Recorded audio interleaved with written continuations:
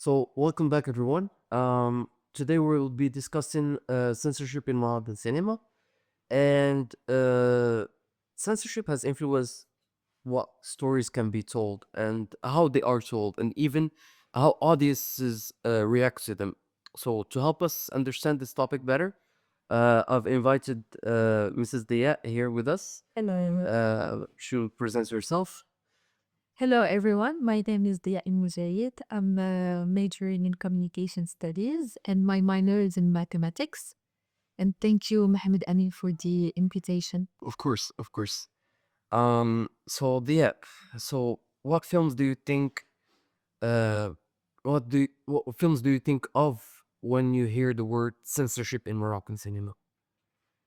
Um, to be honest, the one that I have in mind right now is Much Loved because I remember the media coverage of the movie and how problematic it was.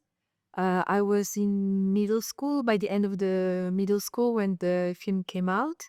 And I didn't watch the film back then, but I remember people talking about it and talking about how problematic it is as a movie, as a Moroccan movie. Mm, mm. So why do you think some films such as Much Love or certain documentaries created strong reactions from the public or authorities? I think movies such as Much Love are much loved. Much Love. Much loved. I think movies like these that talk about.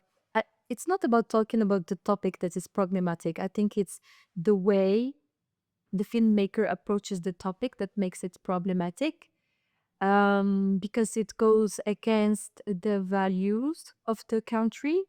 Morocco is a very conservative country, religious country, more or less. We are considered as a Muslim country.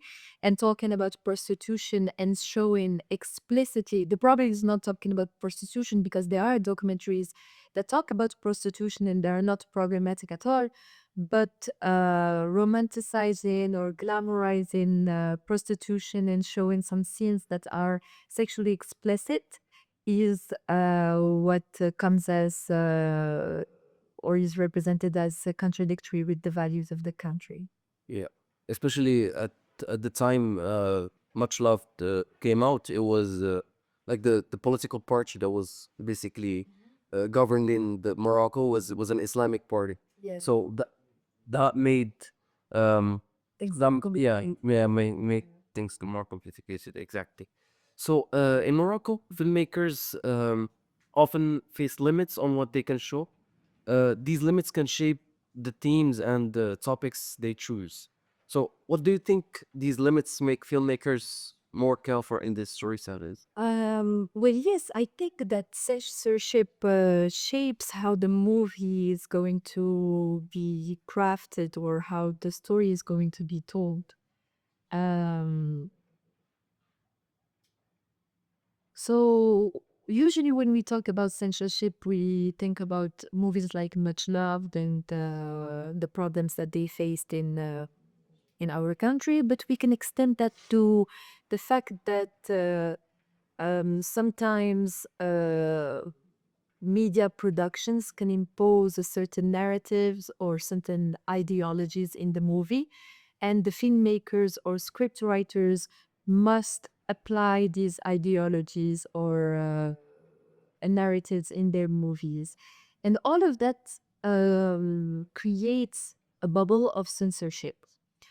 Now, this being said, I think that filmmakers use their creativity to find other ways to tell the story. For example, when we watch the movie um, um, the movie tel Fawzi Ben Saidi. Mort à vendre. Mort à vendre, la mer. Mort à vendre, yes. The movie Mort à vendre. There's a scene when he shows the two main characters kissing, and we don't see them kissing. We just see them disappearing behind, I think, a painting or something like that, on a canvas. Sounds artistic.